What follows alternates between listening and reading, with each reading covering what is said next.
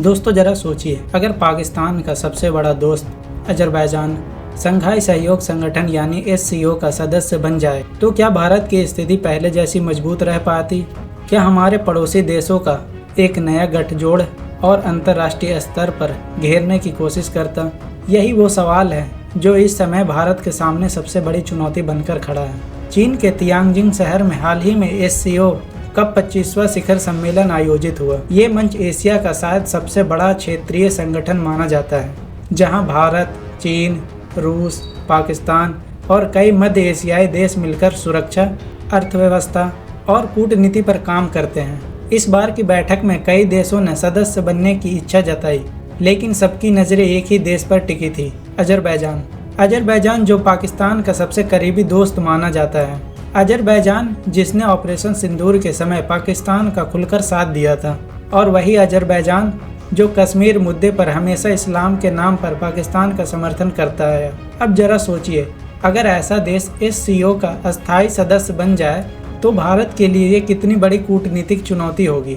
Azerbaijani media ने हाल ही में सनसनीखेज आरोप लगाए कि भारत ने जानबूझकर उसकी पूर्ण सदस्यता पर रोक लगा दी।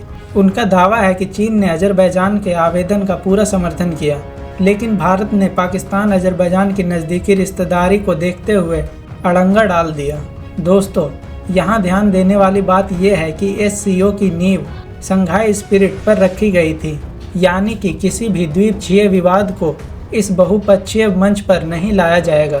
लेकिन अजरबैजान के मुताबिक भारत ने इस नियम को तोड़ा। अब जरा तुलना पर नज़र डालिए। एक तरफ चीन जो चाहता है कि अजरबैजान जैसे देश जल्दी से जल्दी सदस्य बने ताकि पाकिस्तान का कैंप और मजबूत हो, और दूसरी तरफ भारत जो नहीं चाहता कि पाकिस्तान का कोई नया सहयोगी इस संगठन में घुसपैठ करे। यानी मामला सिर्फ सदस्यता का नहीं बल्कि पूरी पावर पॉलिटिक्स का है। SCO की शुरुआत 2001 में हुई थी और तब से यह संगठन धीरे धीरे एशिया का सबसे बड़ा ग्रुप बन गया। भारत 2017 में इसमें शामिल हुआ, लेकिन पाकिस्तान को भी उसी साल सदस्यता दी गई ताकि संतुलन बना रहे। आज अजरबैजान सिर्फ डायलॉग पार्टनर है, लेकिन उसका सपना है कि वो अस्थायी सदस्य बने। चीन उसका समर्थन करता है, पाकिस्तान उसकी पैरवी करता है, लेकिन भारत अड़चन डालता है। यहीं से टकराव शुरू होता है। इसी बीच पाकिस्तान ने एक चौंकाने वाला कदम उठाया। उसने आर्मेनिया से राजनीतिक रिश्ते बनाने की दिशा में बातचीत शुरू कर दी।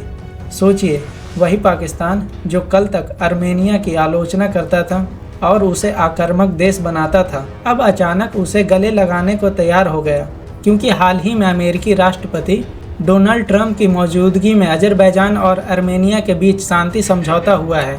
यानी पाकिस्तान अपने दोस्त अजरबैजान को खुश करने के लिए अपनी विदेश नीति तक बदलने को तैयार है। अब बड़ा सवाल है, क्या आने वाले वर्षों में अजरबैजान वाकई SCO का हिस्सा बन पाएगा? अगर ऐसा हुआ तो भारत को पाकिस्तान के डिप्लोमेटिक ग्रुप का सामना करना होगा, लेकिन भारत अड़कर खड़ा रहा तो संगठन के भीतर भारत और चीन के बीच तनाव और गहरा हो जाएगा। तो दोस्तों, ये सिर्फ सदस्यता की लड़ाई नहीं, ये आने वाले समय की वो जंग है जहां हर देश अपने अपने हितों के लिए चाल चल रहा है। अजरबैजान और पाकिस्तान की दोस्ती, चीन का समर्थन और भारत की राजनीति, ये सब मिलकर तय करेंगे कि एशिया की राजनीति किस देश में आगे बढ़ेगी। अब सोचने वाली बात यह है कि क्या भारत अकेला इस खेल में टिक पाएगा या फिर पाकिस्तान और उसके दोस्तों का गठजोड़ SCO के भविष्य को पूरी तरह बदल देगा।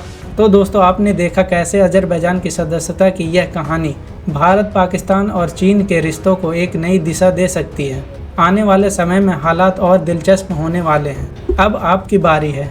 क्या आपको लगता है कि भारत ने सही किया अजरबैजान को रोककर, या फिर बहुपक्षीय मंच पर राजनीति नहीं होनी चाहिए? अपनी राय हमें कमेंट सेक्शन में ज़रूर बताइए। अगर आपको यह वीडियो अच्छी लगी हो तो इसे लाइक करें और शेयर करें, और हमारे चैनल को सब्सक्राइब करना मत भूलिए।